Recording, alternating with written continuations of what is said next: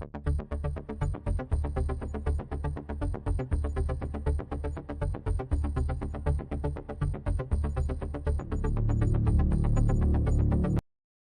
दर्शकों, मैं रीवा से निखिलेश कुमार सिंह। आप देखना शुरू कर चुके हैं न्यूज़ 24।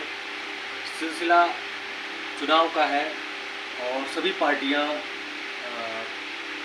अपने अपने क्षेत्र में अपना अपना प्रोपोगेंडा लेकर और अपना वचन पत्र लेकर उतर चुकी हैं।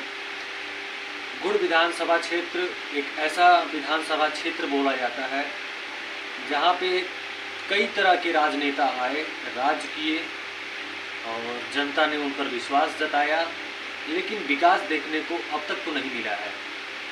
सड़कें ऐसी हैं कि उस पर अगर आप बाइक लेकर जाएं या फिर किसी भी तरह से आप जाते हैं तो आप खुद पहचानने लायक नहीं रह जाएंगे, इस तरह की सड़कें हैं। विकास के नाम पे सड़कें तो बन रही हैं, लेकिन वो कब बनेंगी इसका कोई पता नहीं है। इसी बीच हम आए हैं एक ऐसी शख्सियत से मुलाकात करने जो उत्तर प्रदेश सरकार के सचिवालय में उप सचिव के पद पर रहे हैं और रिटायरमेंट के बाद जनता की सेवा करने के लिए समाजवादी पार्टी के सिंबल से उतर रहे हैं चुनावी मैदान में। आइए इनके विचारधाराओं को समझते हैं और पार्टी के विचारधाराओं को समझते हैं कि रीवा में जो चल रहा है इस समय चुनावी समीकरण, उससे कैसे निपटेंगे। हमारे बीच मौजूद होने जा रहे हैं राकेश कुमार पांडे जी। सर, हमारे चैनल पे आपका बहुत बहुत स्वागत है। धन्यवाद। सर, हम जानना यह चाहेंगे कि आप सर्विस में रहे हैं, आप यूपी गवर्नमेंट के सर्विस में रहे, यूपी गवर्नमेंट के चीज़ों को समझे हैं अच्छी तरीके से, और यूपी वर्सेस रीवा, खास तौर से विधानसभा, क्या कुछ अंतर आपने देखा है अब तक, बताएं जरा। यहाँ पर मैंने ये देखा है कि विकास शून्य, विकास नाम की कोई चीज़ हमारे गुड़ विधानसभा में नहीं। जैसे बिजली का तो ये हालात है कि आम इंसान, आम किसान परेशान है और यहाँ कोई सुनने वाला नहीं है। दूसरी समस्या है यहाँ पानी की। मैंने कई गांवों का दौरा किया, हालात गांवों की ये है, जैसे सिलचट बता दूं, जरहा बता दूं, कमरा देश बता दूं और बरसैता बता दूं, उमरिया बता दूं, बदवार बता दूं। हालात ये है पानी की कि घर की हमारी महिलाएं बड़ी बुजुर्ग 2-2 किलोमीटर, 1-1 किलोमीटर से पानी ला रही हैं। मैंने उन महिलाओं से पूछा भी कि बहन जी, क्या आपके यहाँ कोई मेहमान आते हैं?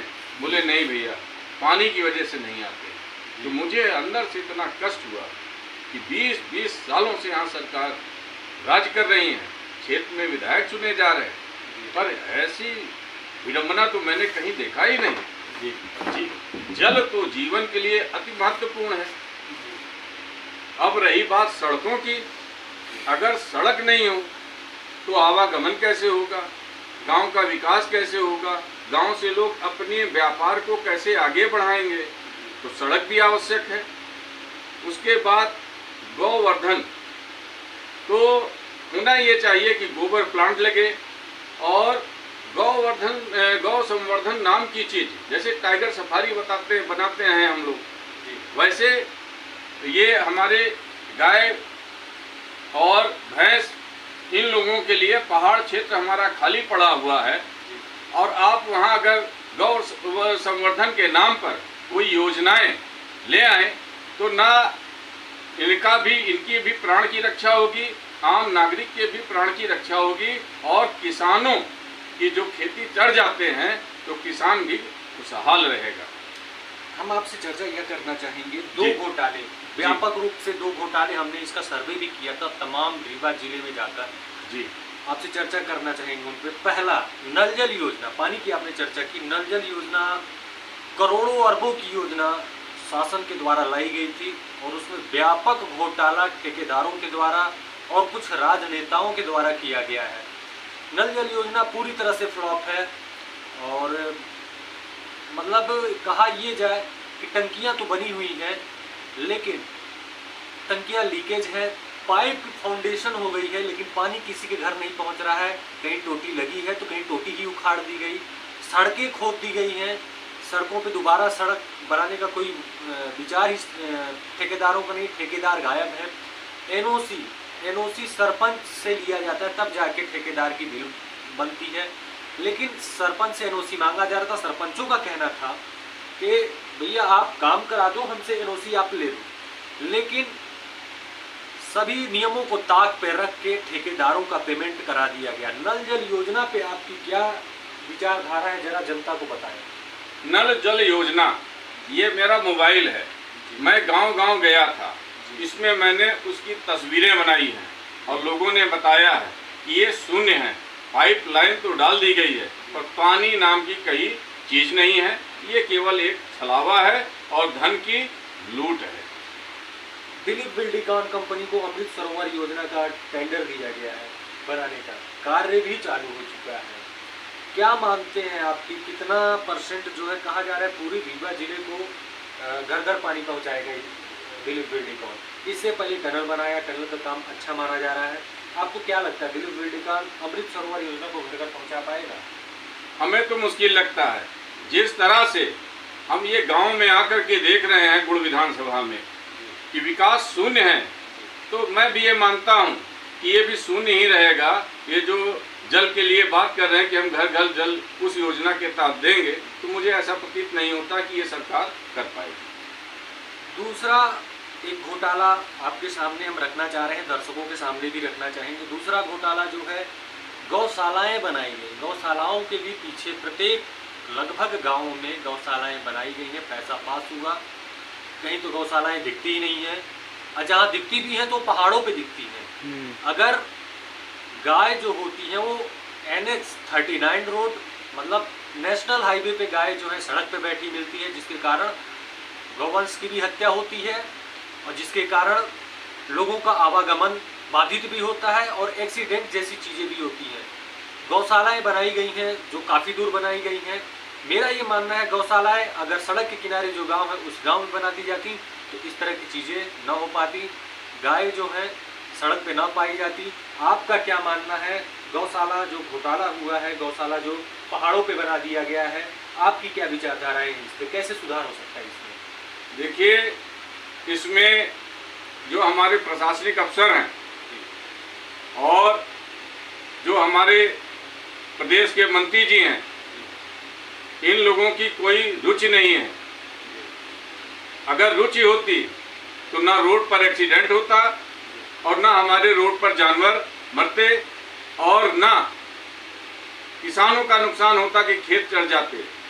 एक सीधा सा इसका सलूशन है कि गांव में गौशाला ना बनवा करके जो पहाड़ का क्षेत्र हमारा खाली है, जैसे टाइगर सफारी आदि आप लोगों ने खोल रखा है, सरकार के द्वारा बनवाया गया है, वैसे उसी तरह की तर्ज पर गौ संवर्धन केंद्र के नाम पर उसको विकसित किया जाए और ये सारे जानवरों को वहाँ छोड़ दिया जाए। इंसान भी सुरक्षित, किसान भी सुरक्षित और जानवर भी सुरक्षित रहेगा, यही मेरी मांग है। और यदि जनता का आशीर्वाद, माननीय राष्ट्रीय अध्यक्ष जी का, हमारे समाजवादी पार्टी के राष्ट्रीय अध्यक्ष जी का आशीर्वाद मेरे ऊपर रहा तो मैं पूर्ण जोर से, यही नहीं रीवा संभाग के लिए पूरी ताकत से मैं सदन में जनता की आवाज उठाऊंगा और इसको बनवा के रहूंगा। एक सवाल आपसे हमारा यह है कि लाडली बहना योजना सरकार चला रही है, इस समय सभी लाडली बहनाओं को पहले 1000 दिया गया, फिर अब 1250 रुपये आने लगा है, साथ ही में आवास का भी घोषणा कर दिया गया है। आपको क्या लगता है, एक ग्राम पंचायत में मान लीजिए अगर 500 महिलाएं हैं लाडली बहना का लाभ ले रही हैं, तो मान के चलिए 5 लाख रुपए हर महीने उस ग्राम पंचायत को सरकार दे रही है। तो आप क्या चाहते हैं कि ये कहा जाए कि जो 1000 रुपये का लॉलीपॉप सरकार उनको दे रही है, अगर वही 5 लाख या साल का अगर कहें 50 लाख का कुछ रोजगार उसी गांव में कर दिया जाए, तो क्या वो 5,000 10,000 में परिवर्तित नहीं हो जाएगा? क्या कुछ कहना चाहेंगे इसके बारे में आप? भाई, लाडली योजना तो एक छलावा है। चुनाव आ गया है, इनकी लाडली योजना शुरू हो गई। ये 4.5 साल पहले कहाँ थे? अगर ऐसी योजना कोई जनता के हित में लाना था तो पहले लाए होते। दूसरी चीज, पूरा पहाड़ हमारा खाली है, फैक्ट्री इन्होंने लगाया, फैक्ट्री में बाहरी लोगों को नौकरी दी, ठीक, मुआवजा उचित नहीं दिया, पहाड़ पर जाने के लिए रास्ता नहीं दिया, और इन्होंने एग्रीमेंट में ये कहा था कि मैं मेडिकल सुविधाएं दूंगा। इस जो पहाड़ पर इन्होंने सोलर प्लांट लगाया है उससे बहुत सारी बीमारियां वहां उत्पन्न हो रही हैं, मुझे लोगों द्वारा बताया गया, क्योंकि मैं जनसंपर्क अभियान में था वहां पर। तो ये देश का दुर्भाग्य है कि जनता बड़ी उम्मीद से सरकार बनाती है और उम्मीद करती है कि हमारे जो प्रतिनिधि होंगे, जनप्रतिनिधि होंगे, ये जनता और क्षेत्र की सेवा करेंगे, लेकिन जस्ट उसका उल्टा हो रहा है। इसलिए हम यही मांग करते हैं कि अगर ऐसी योजनाएं ये फ्लॉप हो रही हैं तो सरकार को इसकी न्यायिक जांच करानी चाहिए, न्यायिक जांच करानी चाहिए, शासन में बैठे हुए अफसरों से नहीं, न्यायिक जांच करानी चाहिए, तभी जनता को न्याय मिलेगा और समस्याओं का निराकरण होगा। एक चर्चा हम करेंगे गुड़ विधानसभा के विधायक नागेंद्र सिंह जी हैं, विधायक यहाँ से। जनता का ही कहा मैं आपको बताने जा रहा हूँ कि प्रत्येक लगभग पंचायत में, जैसे इटार पहाड़ हो गए, जलधर हो गए, इन जगह पे सचिव तो महिलाएं हैं लेकिन उनके पति कार्यरत हैं।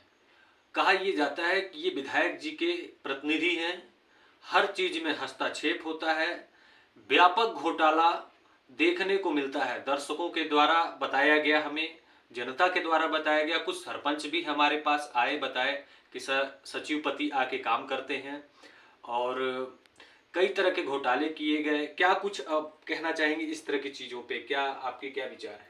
मैं गुड़ विधानसभा में एक रकरिया गांव है जी, मैं वहां गया था, लोगों से जनसंपर्क में था जी, पार्टी के संबंध में लोगों को जानकारी दे रहा था, पार्टी के विचारों को अवगत करा रहा था लोगों को।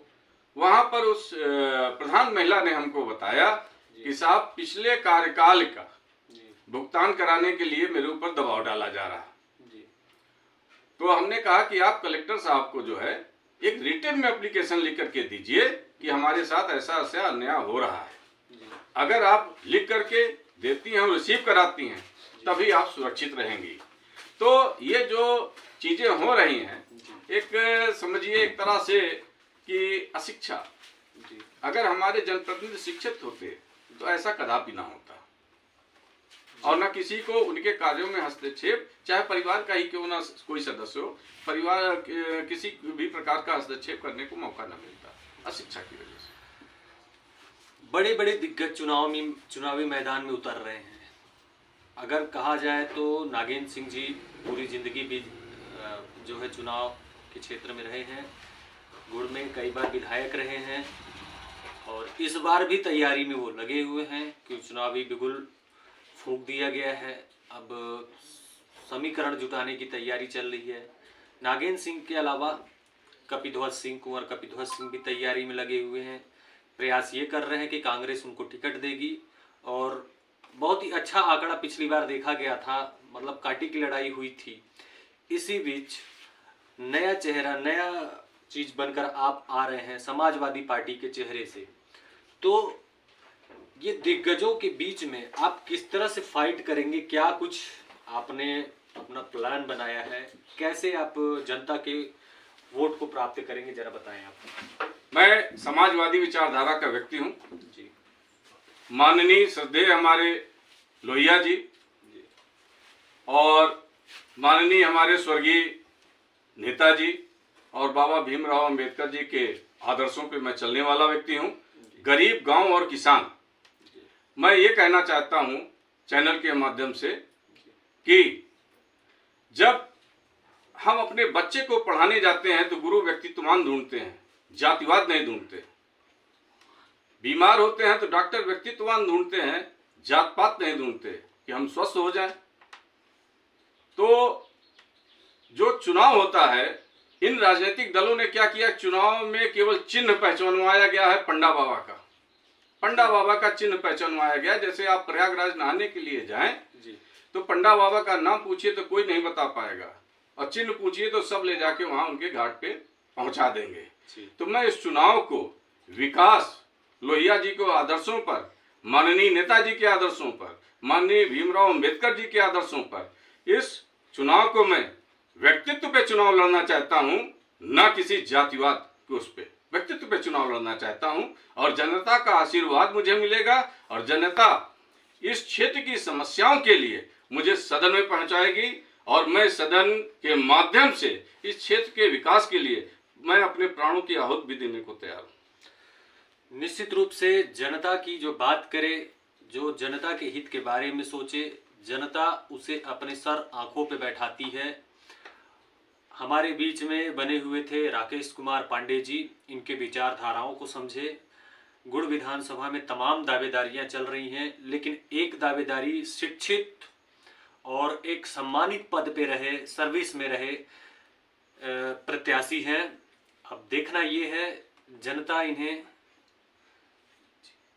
मैं उत्तर प्रदेश में माननीय एम चन्ना रेड्डी जो हमारे महामहिम थे, गवर्नर साहब थे, उनके द्वारा मैं पुरस्कृत हूँ जी। दूसरा, मैं अटल रत्न से मुझे पुरस्कृत किया गया है।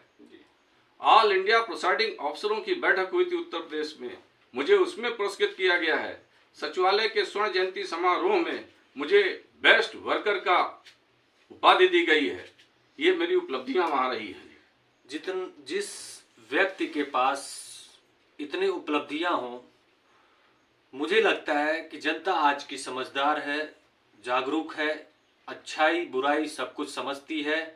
तो जनता को ये पूरा अधिकार है कि उसका नेता कैसा हो, कौन उसके लिए विकास के योग्य है, कौन उसके लिए विकास के योग्य नहीं है।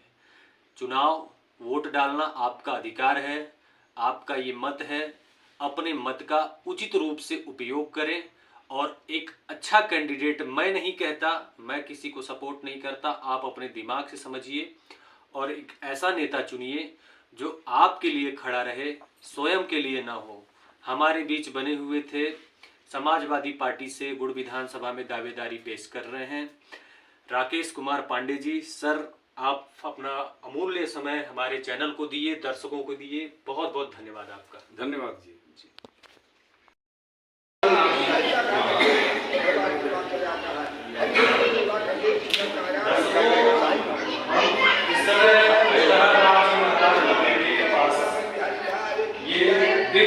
शिवलिंग आप देख रहे हैं, ये कहा ही जाता है तकरीबन 500 साल से भी अधिक पुराना ये शिवलिंग है। सभी भक्तों के कष्ट महादेव हर लेते हैं, और आप पे असीम अनुकंपा जो है महादेव की इनके ऊपर है, कष्टहर महादेव मंदिर की। जो कुछ भी आप आज तक रहे हैं, इनकी छाया से, इनकी दृष्टि से ही रहे हैं। क्या कुछ इस मंदिर की मान्यता है, एकाध वाक्य दर्शकों को आप हमारे चैनल के माध्यम से बताएं। मैं ये बताना चाहूँगा कि इस विंध्य क्षेत्र में, विंध्य क्षेत्र के वासियों पर हमारी कृष्ण की बड़ी कृपा है, और हम लोग यही पैदा हुए, पढ़े लिखे, इन्हीं के आशीर्वाद से उत्तर प्रदेश में जीवन यहाँ तक मिले। इन्होंने ही भेजा था, इनका आदेश था, और आज इन्हीं की कृपा है, इन्हीं की आदेश है कि बेटा आप आइए और यहाँ आकर के क्षेत्र में जनता की सेवा। निश्चित रूप से जिसपे महादेव की कृपा हो जाए उसका विकास तो निश्चित है। साथ ही अगर कोई राजनेता अगर महादेव के आशीर्वाद प्राप्त करता है, वो क्षेत्र ही नहीं, जिला ही नहीं, पूरे राज्य का, पूरे विश्व का कल्याण करने में सक्षम होता है। हम खड़े थे गुड़ विधानसभा के अंदर, ये बहुत ही प्राचीन शिवलिंग है और प्राचीन मंदिर है। दर्शकों से अनुरोध करेंगे, पूरे रीवा जिले की जनता से अनुरोध करेंगे, आप देव तालाब जाते हैं, तमाम जगह जाते हैं, एक बार गुड़ में भी आए, गुड़ में आकर इस दिव्य शिवलिंग का दर्शन करें और महादेव के आशीर्वाद को प्राप्त करें। बहुत बहुत धन्यवाद। हर हर महादेव।